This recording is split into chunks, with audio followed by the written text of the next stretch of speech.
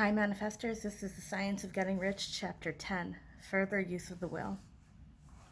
You cannot retain a true and clear vision of wealth if you are constantly turning your attention to opposing pictures, whether they be external or imaginary. Do not tell of your past troubles of a financial nature, if you have had them. Do not think of them at all. Do not tell of the poverty of your parents or the hardships of your early life. To do any of these things is to mentally class yourself with the poor for the time being, and it will certainly check the movement of things in your direction. Let the dead bury their dead, as Jesus said. Put poverty and all things that pertain to poverty completely behind you. You have accepted a certain theory of the universe as being true, as being correct, and are resting all your hopes of happiness on its being correct. And what can you gain by giving heed to conflicting theories? Do not read religious books which tell you that the world is soon coming to an end, and do not read the writing of muckrakers and pessimistic philosophers who tell you that it is going to the devil. The world is not going to the devil, it is going to God. It is wonderful becoming. True, there may be a good many things in existing conditions which are disagreeable, but what is the use of studying them when they are certainly passing away, and when the study of them only tends to check their passing and keep them with us? Why give time and attention to things which are being removed by evolutionary growth, when you can hasten their removal only by promoting the evolutionary growth as far as your part of it goes? No matter how horrible and seeming may be the conditions in certain countries, sections, or places, you waste your time and destroy your own chances by considering them. You should interest yourself in the world's becoming rich. Think of the riches the world is coming into instead of the poverty it is growing out of, and bear in mind that the only way in which you can assist the world in growing rich is by growing rich yourself through the creative method and not the competitive one. Give your attention wholly to riches, ignore poverty. Whenever you think or speak of those who are poor, think and speak of them as those who are becoming rich, as those who are to be congratulated rather than pitied.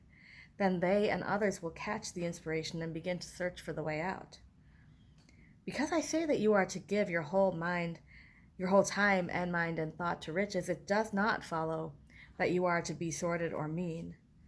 To become really rich is the noblest aim you can have in life, for it includes everything else. On the competitive plane, the struggle to get rich is a godless scramble for power over other men. But when we come into the creative mind, all this is changed. All that is possible in the way of greatness and soul unfoldment, of service and lofty endeavor, comes by way of getting rich. All of it is made possible by the use of things. If you lack for physical health, you will find that the attainment of it is conditional on your getting rich.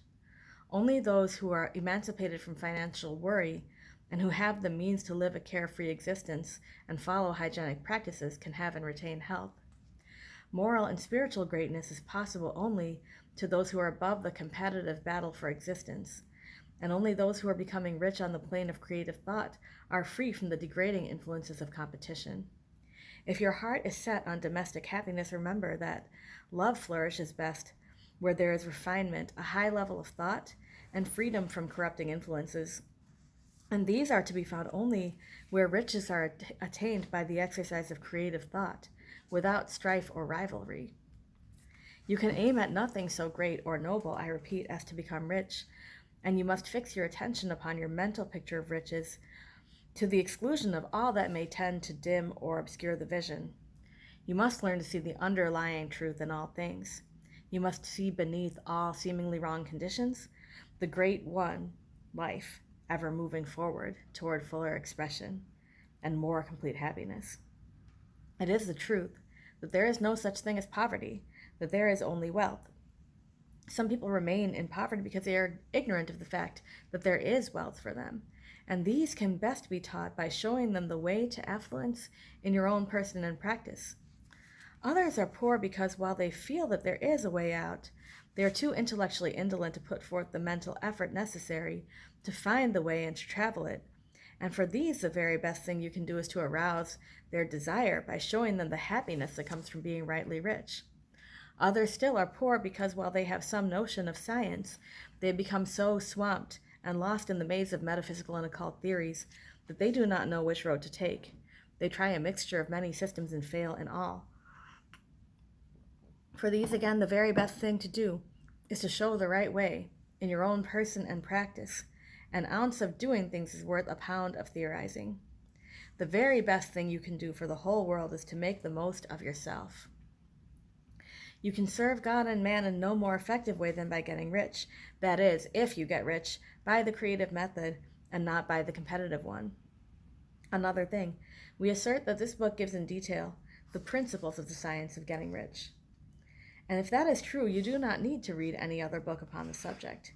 This may sound narrow and egotistical, but consider, there is no more scientific method of computation in mathematics than by addition, subtraction, multiplication, and division. No other method is possible. There can be but one shortest distance between 2 points. There is only one way to think scientifically, and that is to think in the way which leads by the most direct and simple route to the goal. No man has yet formulated a briefer or less complex system than the one set forth herein. It has been stripped of all non-essentials. When you commence on this, lay all others aside, put them out of your mind altogether. Read this book every day, keep it with you, commit it to memory, and do not think about other systems and theories. If you do, you will begin to have doubt, and to be uncertain and wavering in your thought, and then you will begin to make failures. After you have made good and become rich, you may study other systems as much as you please, but until you are quite sure that you have gained what you want, do not read anything on this line but this book, unless it be the authors mentioned in the preface. And read only the most optimistic comments on the world's news, those in harmony with your picture. Also, postpone your investigations into the occult. Do not dabble in theosophy, spiritualism, or kindred studies.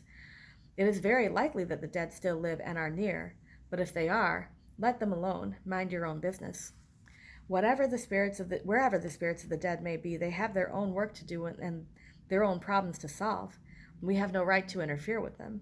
We cannot help them, and it is very doubtful whether they can help us, or whether we have any right to trespass upon their time if they can.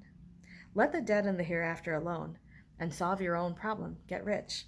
If you begin to mix with the occult, you will start mental cross-currents, which will surely bring your hopes to shipwreck. Now this and the preceding chapters have brought us to the following statement of basic facts. There is a thinking stuff from which all things are made, and which in its original state permeates, penetrates, and fills the interspaces of the universe. A thought in this substance produces a thing that is imaged by the thought.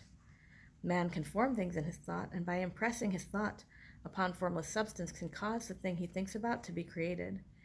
In order to do this, man must pass from the competitive to the creative mind. He must form a clear mental picture of the things he wants, and hold this picture in his thoughts with the fixed purpose to get what he wants, and the unwavering faith that he does get what he wants, closing his mind against all that may tend to shake his purpose, dim his vision, and quench his faith. And in addition to all this, we shall now see that he must live and act in a certain way.